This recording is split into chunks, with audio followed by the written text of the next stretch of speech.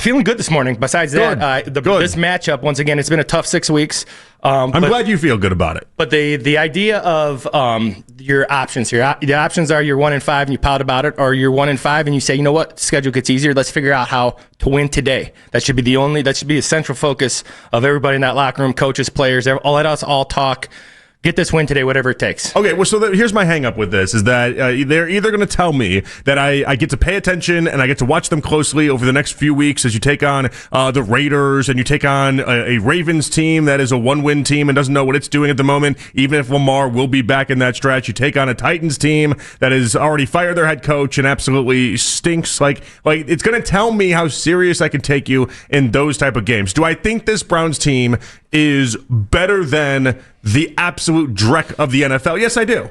Yes, I do. I think this is a better team than a lot of the other one-win teams that are out there, despite the idea that last week they looked lifeless and they looked like they were giving up playing the game. It's like I really do feel like this team has some wins in them. But in saying that, I also don't think this Dolphins team is as bad as most one-win teams either. Well, the thing about the Dolphins, weather is going to be, you're going to hear a lot from me today about the weather. Oh, let's get into that, by the way. Not the wet, but the wind. That's brought to you by our friends over there at Classic Chevy in Menor. Kickoff conditions, as always, as it is going to be rainy, it is going to be windy, it is going to be, we love golf. It's not golfing weather out there today, Coach. Absolutely not. So this weather, weather doesn't hurt a team more in the NFL than it hurts the Miami Dolphins. They are all based on finesse, getting to the edge, speed, timing, tempo. When you watch him on film, Tua's outstanding when he's in rhythm. He's not very good when he's out of rhythm. So yeah, I mean, I've said it a million times. Weather always impacts Tua, but 45 degrees and under, he is winless in his entire NFL career, 0-7. The man just does not. When it gets the slightest bit cold, he's thrown off. Now, tell me why,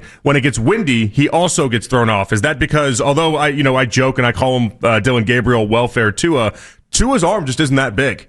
Dillon actually has an arm. He's got an arm he's got a cannon in many ways, but Tua's arm just not that big. Well, the wind is, people talk about the wet. The wet's not as bad, especially in the NFL. They do such a nice job getting a new ball in every time and all that kind of good stuff. The wind, though, when you don't have he can't drive the ball through the wind. Mm-hmm. Also, with the wind and the rain and the wet and all that kind of stuff, when you get those things, they're all based on timing. Everything they do is depth, timing, pace, rhythm, and when he's off rhythm, he's not very good. And that happens in the wind because you have to find different windows and do different things. Poor weather, not only cold. When I look at those cold games, it's more the wind. The wind absolutely kills this offense. I mean, so is that a Mike McDaniel deal? Is that just how he sets it up with all the timing routes and everything else? Yeah, you're going to see 70 to 80% motion today. Everything is based on spacing. Everything is horizontal. So you always hear me talk about being tough and moving people vertically. They do everything horizontally. They're trying to use their speed and space. They're trying to create spacing, make clear windows for Tua. It's hard to do that with wind. Hard to do that if you can get pressure in A-gap. Hard to do that when you have a pretty good defense. Well, that sounds like good news for the Browns. A Browns team that has yet to crack 20 points and needs some help offensively. Meanwhile, the Dolphins give you a really easy chance when it comes to run defense because basically they stink at it. But Dolphins, they do put up points, 21 to 25 points in their last 4 or 5 games. They've been able to score. Even last week against the Chargers team, that Chargers defense is really good. They put up 27. I mean, they lost by a field goal late, but they put up 27 against what I believe to be a good Los Angeles team. So if this is tracking towards the right combo for the Browns, that's good to hear. Want to hear from you guys, 216-474-0092. On Twitter, obviously, you can find us as well. Twitter reactions brought to you by our friends over there at Chubb & Jewelers, Cleveland's premier jewelry store. And, of course, kickoff conditions, once again, brought to you by our good friends over there at Classic Chevy in Menor. Jeremy Hamilton and his award-winning team, they'll take care of you as always. So it feels like you have a good vibe for today's game. That's kind of the gist that I'm getting, mainly based off the idea that we do get lucky that the weather will favor us because you always want bad weather when you're playing against the Miami Dolphins, and also mixed with the idea, and I'm going to put words in your mouth here, this is going to be a great game to get back to the identity of what the Browns are trying to form, and that is Quinshon Judkins getting a chance to run the ball like crazy. Well, yeah, the weather could force Kevin's hand to give him the ball 25 times. And when you say you come in with that if they're 3-13 going in last week, it doesn't matter. Then you win that game. So for me, I know I always give you the positive vibes because what are the other option? And for the Browns, you got to say to yourself, this is the perfect game. The rain is going to force you to give it to Judkins. He's your best player. Run it inside behind your guards and center who are still pretty good players. Limit the receiver play, which is really poor right now. There's a lot of the weather. You get them off rhythm. Mm-hmm. The bottom line is you have to get yourself on track. You got to kind of zero out. You have to worry about today. You have to worry about this game Nothing before, nothing after. This is a game they can win, and they have to believe that, and they have to think positively. Yeah, but it's been an interesting week for trying to think positively and have belief. Grant Delpit talking about how he's basically forgotten how to win games, which has to matter. Myles Garrett, I have like 7 things written down for what Myles Garrett said on Friday. He doesn't play the offensive side of the ball to then make all sorts of claims of what the offensive side of the ball should do. Said he's not going to stop being frustrated until they win, and one win, though, isn't going to be enough. And then talked about Flacco's style of play and how it didn't work for the Browns style of play. Basically, he unloaded the clip. And between Delpit, between Myles Garrett, we'll get to this a little bit later on, what Deshaun Watson was doing on social media last night. My goodness. It has been an interesting few days for trying to just put your head down, get to work, and get a W, because it feels like the Browns are doing everything but that. Well, that's the problem. The problem with the Browns this year over the last couple of years is when the focus is not on the game plan. The focus is not on things that you can control. I'll see that more. I'm not really worried about especially those are grown men. I'm not worried about what they say. I'm worried about what they do. We'll see their effort today. I will say that I agree with you. I thought their effort at some points last week was not what it's been. Haven't seen that a lot of the defense. Hopefully that defense is just frustrated. Still doesn't give them the right not to play at a high level. They get paid a lot of money to do what they're supposed to do. But I think this is a game that they can kind of get themselves right. And I'm a true believer winning solves all issues, and it really does for now. But what does one win against the Dolphins do? That's what I'm trying to figure out, because I know winning does solve everything, and in time, yes, if you win 3, 4, 5 games in a row, then you're talking about a nice winning streak, and then all of a sudden you're in it. What does one win against a team that is one of the worst teams in the NFL, might fire their head coach in Mike McDaniel? What does that do for this Browns team? As you and I talked about a loss as a carry over to the next week, no, it doesn't do anything for you. But what it does for the game-wise, what it does is it makes the week and the week of work and the attention to detail and the things that you do to get ready for the next opponent makes it easier. Okay. Food tastes a little bit better. You're not as sore the next day. That win makes preparation. It doesn't really matter next week when they're playing. What it does is when you go in, are you excited? Like you just said, now you win. You can get yourself back into it. You have those vibes. That's important when you're going to practice. That's important when you're in week 7, 8, 9, 10, and you're tired on Tuesday and Wednesday. So Wednesday and Thursday, that is for the NFL. So that's important. So were you surprised, though, that we talked about all these players coming out and saying disparaging things or really things that weren't that confident? Were you surprised that they were speaking the way that they were speaking? Because the Dolphins gave plenty of reasons to believe that they're going through a lot of problems themselves. And then it felt like between Delpit, between Myles Garrett, and between some of the other things that we saw, it kind of felt like the Browns are trying to match their energy of just being upset with how things are going. Well, for me, there's a level of investment. There's a level of expectations, and that never bothers me. So as long as they go into practice and they do what they're supposed to do, they have attention. They're using their leadership skills for positive. Calling somebody out because they're not playing well, giving max effort, those kind of things are acceptable. Once again, everybody's got their hand in this mess right now. It's not just the offense. It's not just the special teams. Defense has had a couple times to win a game. They didn't do it. There's been some, conservative play calling, which I don't necessarily agree with, but everybody's got their hand in it. So if you're frustrated, if you're mad, then do something about it in practice. Prepare. Go get this win today and then move on, accordingly. Get yourself ready to go. Stop looking in the past and get yourself ready to go. Frustration's okay for me, though, as long as it allows you to work harder in practice. Dolphins defense ranks 29th in points allowed per game. They're 31st in yards per play allowed. They've also been outgained by 602 yards this season. That is the third worst in the NFL, coach, and worst through the first 6 games since 2021. The Browns are taking on a really awful Miami Dolphins team. Again, they can score points. They put up points themselves, but the defense, you can easily get after them. And it's the type of game that if the Browns don't put up points, if they don't get past that 20-point mark today, I'm going to blame the weather. And if I don't have an opportunity to blame the weather because the weather for some reason calms down and it's not as windy or maybe it's not as rainy, then I'll be out of excuses because there's no reason if you were playing this one, let's say in a dome in Detroit, there'd be no reason for why the Browns couldn't put up 20 points a day against this Dolphins defense. I'm going to give you a real coach answer here. I don't care if they score 2. Then it's got to be 2-0. They got to figure out a way to win. Well, some people are projecting 9-6 today. So as long as it's to win, that's fine. We'll talk about Stefanski and his conservative nature, but I want to play that for a reason. He should be happy to be back at home, Coach. I was going through just looking at some numbers and looking at different things, and I'm like, wait, all right, the Browns don't have a road win yet this season, so you're 0-3. And then I went back and I'm like, when's the last time they had a road win? It feels like it'd been a while. They lost 8 straight games on the road last year.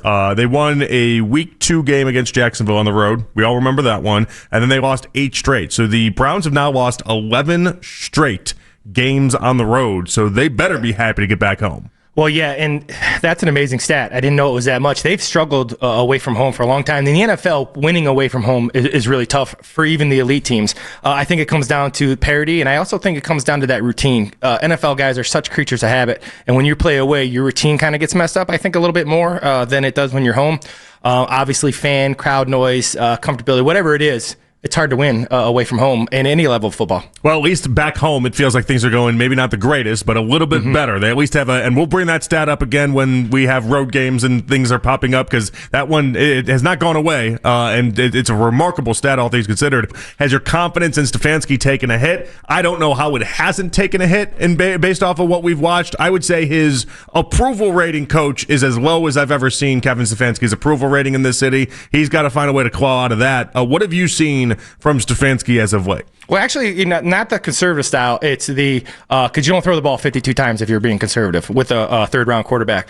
I think for me, the issue has been they've not played complementary football. He's unable to. When you say conservative, that's lack of execution. When people say, "Oh, conservative play calling," that usually for me as a coach says you're not executing and you have a lack of talent. Now that ties into it, and you do reach for plays and you're trying to make things happen. And people say, "Oh, we got to get some chunk plays." Chunk plays don't happen by you calling them. Chunk plays happen by players executing. So once again, as I say, everybody's got their hand in it. He's part of it, sure, because as a play caller, especially when you're struggling, you try to do different things.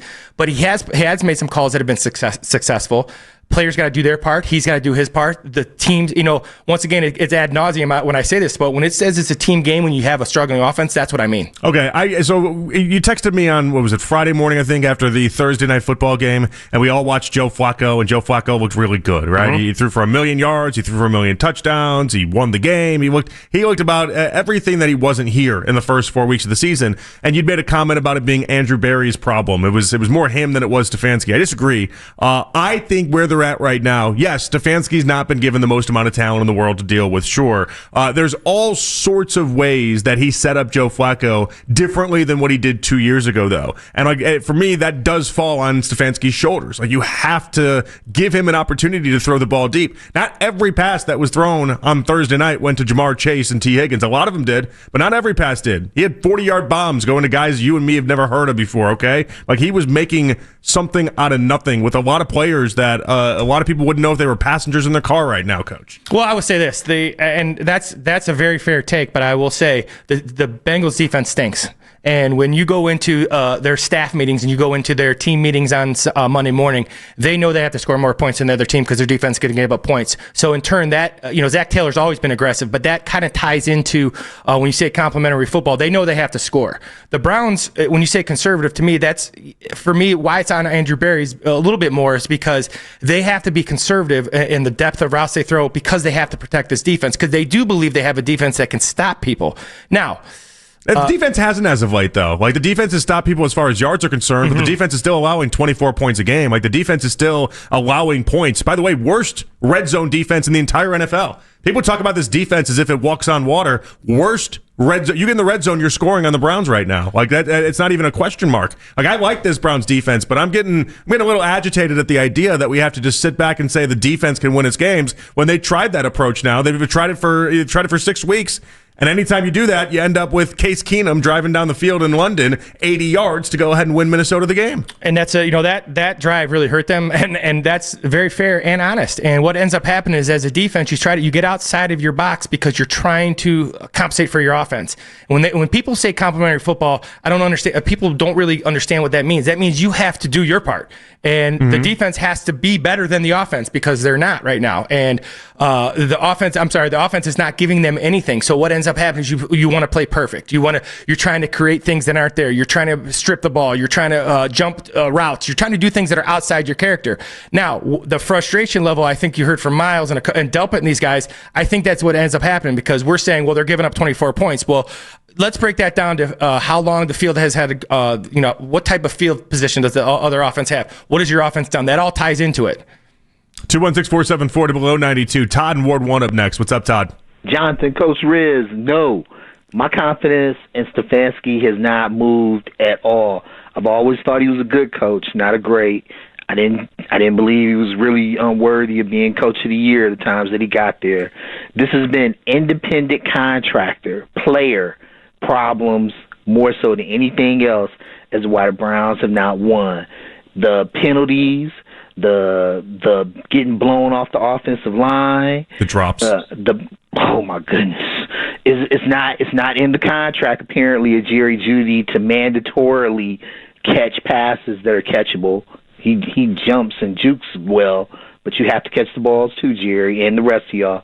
So no, man, I don't have any. And be clear, Stefanski's not the only. This is a coaching team. The other coaches have accountability too, but the main problem here is that the players have not been playing at the level that they need to be playing and have the ability to play in order for the Browns to win these games. And it would be nice if we had a scoring defense. That would help. Talk to you later. All right, thanks, Todd. I appreciate you. Yeah, I mean, I feel like a lot of people, and maybe I'm just in the cutting edge of this, they've just put a lot on this defense, and they think that this defense is something that right now, Coach, it just isn't. I get we all propped them up when they had a really nice outing against the Bengals and Joe Burrow in Week 1. We propped them up when they shut down the Packers in Week 3. But this is in a totality. You watch the Lions do whatever they want. You watch the Ravens do whatever they want. And then the last 2 weeks, we've seen both the Vikings and the Steelers put up some big-time plays, big-time yards. And even in like the case of Aaron Rodgers, felt like he could score at will at certain parts of that game. Yeah, and that's the sad thing about being where the Browns are at 1-5 and struggling how they are with talent, whatever it is that's still, in my opinion, your best chance to win. And maybe all the things you're saying are true. And if you told me that the opposing offense has to go 80 yards against your defense right now in Cleveland, I'm taking that over anything else. So all the things that you're saying and all the things that are out there, the stats, those are true, and you are what your numbers say you are. They are true. Again, worst red zone defense in the entire NFL. But for me, you're allowing 24 points a game defensively. But for me, I'm looking for a way to win, and it's not going to be putting the offense on and have them go 80. I want the other team to have to go 80 with the defense. Now, they didn't do it against Vikings, but if you tell me for the next 11 weeks they're going to be in that situation, that's what I'm picking. I mean, I just think it's sad that we had something that we thought was an identity and we thought was something that you could fully rely on, and it's like it's time to update. You hit the refresh button on the page, you know, like it's time to update where we are actually at with this team. Because as of right now, listen, if this was a neutral field and it was a dome, if you told me that we had to stop the Dolphins in order to get the win, I think Tua gets the job done. Their offense can score points. I'm not worried about that. Their defense is bad, Miami's that is, and that's how we're going to score, and that's how we're going to be able to stay in this one. But it's not going as well as people thought for the defense initially, and that's kind of been one of the disappointments over the previous couple weeks for myself. A lot of great things on that defensive line. Your guy Malik Collins has been an absolute bright spot. Miles is playing good football. The sack numbers aren't where people want him to be, but he's playing good football overall. McGuire, Wright, like there's a lot of really cool things happening in certain spots of the defense, but as a whole, they're not what they were, let's say, 3-4 weeks ago and how we viewed them. Let's get to the game plan brought to you by our friends over there at Romeo's Pizza, the official 92.3 The Fan tailgate show choice for pizza, wings, and more. Romeo'sPizza.com. All right, Coach. Hit me with that game plan. We'll start with that defense. And like you said, all those things that you heard Miles and Delpit say, hopefully that is a little irritating to them, and they take it out on the field, and they took it out in practice this week. Defensively, there are three things they got to do. First thing they got to do is they got to get Tua off his spot. Right, they got to make sure he gets out of rhythm. He's really not that good when he's out of rhythm, so they got to force him off his spot quickly.